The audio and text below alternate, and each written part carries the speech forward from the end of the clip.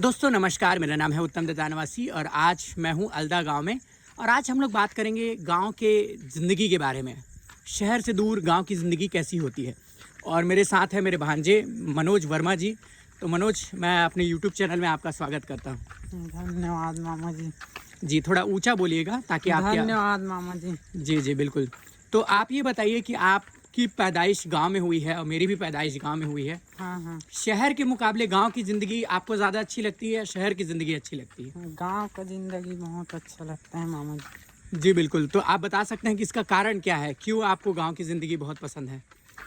गांव में मतलब शहर से ज़्यादा ही वातावरण साफ है। जी बिल्कुल। और आज एक चीज़ हम लोग देखें कि जो नरवा का पानी है, जो नहर का पानी है, हाँ। जिसकी ध्वनि है कलकल करती ध्वनि जो होती है, नहर या नरवा जो होता है गांव में, जो तालाब भरे हुए होते हैं, हाँ। उसमें नहाने का एक अपना ही मज़ा है। हाँ। और जो शहर है उसमें आपको तालाब आपको देखने को नहीं मिलेंगे। हाँ। या फिर आप जैसे बाहर जाओगे बलौदा बाजार या रायपुर में, जितने भी तालाब है वो एकदम गंदगी से भरे पड़े हैं। बहुत ज़्यादा गंदगी उसमें आपको देखने को मिल जाएगी। हाँ। तो और बताइए, और क्या चीज़ें आपको ठीक लगती है गांव की? गांव में मतलब यहाँ पर यहाँ के सभी लोग एक साथ मतलब एकता के साथ रहते हैं, वो अच्छा लगता है। जी बिल्कुल बिल्कुल।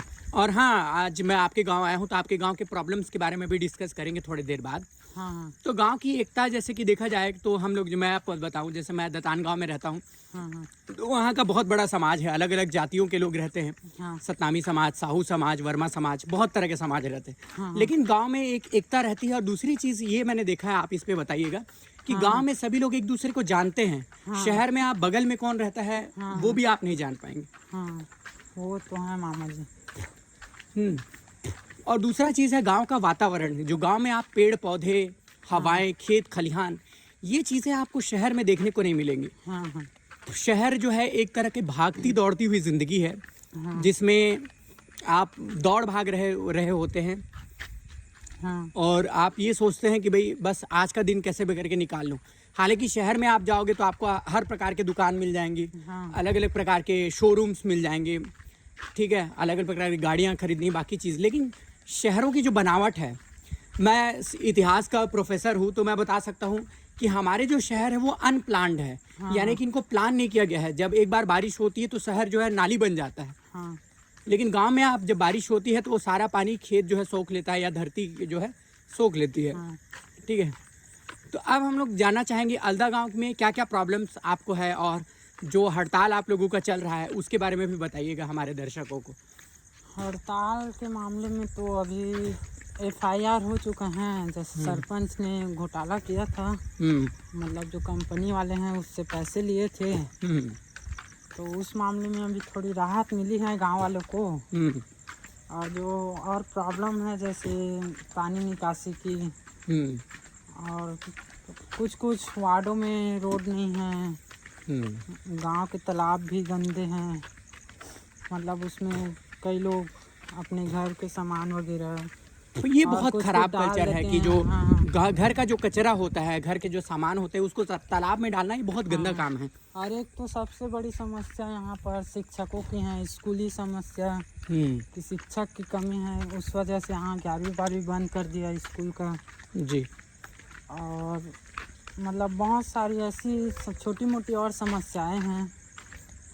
जी। तो ये सारी चीज़ें हैं गांव में, मतलब बहुत तरह की समस्याएं हैं आपके गांव में। और ये जो चीज़ लगता है ना कि गांव के कचरे की निकासी की व्यवस्था नहीं होना, पानी की निकासी की व्यवस्था नहीं होना, इससे बहुत सारे प्रॉब्लम्स होती हैं। कई बीमारियां आने के खतरे रहते हैं। अब तालाब में ही कचरा आप प्रवाहित कर दोगे तो जो नहाने का वो है, शरीर में तरह तरह की बीमारियाँ, कीटाणु आ सकते हैं। इस चीज़ को लोग समझते नहीं हैं। गाँव में एक्चुअली यही चीज़ है, लोग पढ़ते बहुत कम है, शिक्षा उस तरह से होती नहीं है। और जो स्कूल की जो किताबें होती हैं वो कॉपी किताब वाली ज्ञान होती है। उसमें जीवन जीने का जो तरीका होता है वो नहीं सिखाया जाता। तो इसलिए गांव में ये सारी चीज़ें आती हैं। बाकी आपके गांव में मैं देख रहा हूँ सड़कें बन चुकी हैं, तो ये आप बता पाएंगे कि गांव में सड़क कब बनी? यहाँ पर सड़क तो लगभग 8-9 साल हो चुका होगा। पहले तो मतलब था, लेकिन उतना वो नहीं था, खास नहीं था, कुछ ही वार्डों में था। लेकिन अभी जो 8-9 साल उसके अंतर्गत बन चुका है, और सड़क कई वार्डों में लेकिन अभी भी कुछ कुछ वार्ड ऐसे हैं जहाँ पर नहीं बने हैं, कच्ची सड़क हैं और गड्ढे वगैरह भी हैं। जी बिल्कुल। तो दोस्तों ये थे हमारे भांजे मनोज वर्मा जी। और मैं गांव के ज़िंदगी के बारे में, मैं गांव में रहता हूं, हालांकि मैं प्रोफेसर हूं बलौदा बाज़ार के डीके कॉलेज में, लेकिन गांव में रहता हूं, गांव में ही ज़िंदगी बिताता हूं, गांव में ही मुझे अच्छा लगता है। और जब तक मतलब मेरी ज़िंदगी में कोई बड़ा परिवर्तन नहीं आता तब तक मैं गांव में ही रहूँगा। तो कभी और बात करेंगे इन मुद्दों पे, आप लोग कमेंट कीजिएगा, उस आपके कमेंट्स का मैं जवाब देने की कोशिश करूँगा। टाइम बहुत कम होता है और दूसरी बात यह है कि मेरे व्यूअर्स उतने नहीं हैं, मैं जानता हूँ, मुझे बहुत कम लोग देखते हैं और मैं इसके लिए ज़िम्मेदार मैं हूँ, क्योंकि मैं यूट्यूब पे एक्टिव उतना होता नहीं हूँ, यूट्यूब पे उतना ज़्यादा कंटेंट बनाता नहीं हूँ। और दूसरी बात यह है कि मेरे व्यूअर्स को मैं ये बता रहा हूँ, यूट्यूब पे वैसे कॉपीराइट आने का बहुत डर रहता है, लेकिन 14 और 15 अक्टूबर को हम लोग सफ़ेद छड़ी दिवस पे एक प्रोग्राम करा रहे हैं डीके कॉलेज में। इसमें क्विज़ कंपटीशन रख रहे हैं, जिसमें पहला इनाम है 5,000, दूसरा इनाम 3,000 और तीसरा इनाम 2,000। इसी प्रकार से भाषण प्रतियोगिता रखे हैं। भाषण का टॉपिक है स्पर्श की कहानी आपकी ज़ुबानी, क्या सीखा आपने। इसमें नसरुद्दीन शाह और शबाना आज़मी द्वारा अभिनीत जो स्पर्श फिल्म है इसके बारे में आपको बताना है, इसमें भाषण देना है। तो इसमें पहला इनाम 2,000 है, दूसरा इनाम 1,000 है, तीसरा इनाम 500। तो इस प्रोग्राम को हम लोग सोचेंगे यूट्यूब पे अपलोड करने की कोशिश करेंगे, क्योंकि गाने वाने कुछ हम लोग गाएंगे भी और बाकी चीज़ें होंगी तो कॉपीराइट का डर रहता है, लेकिन हम इसकी चिंता ना करते हुए यूट्यूब पे अपलोड करने की कोशिश करेंगे। तो मिलेंगे किसी और वीडियो में, तब तक के लिए नमस्कार।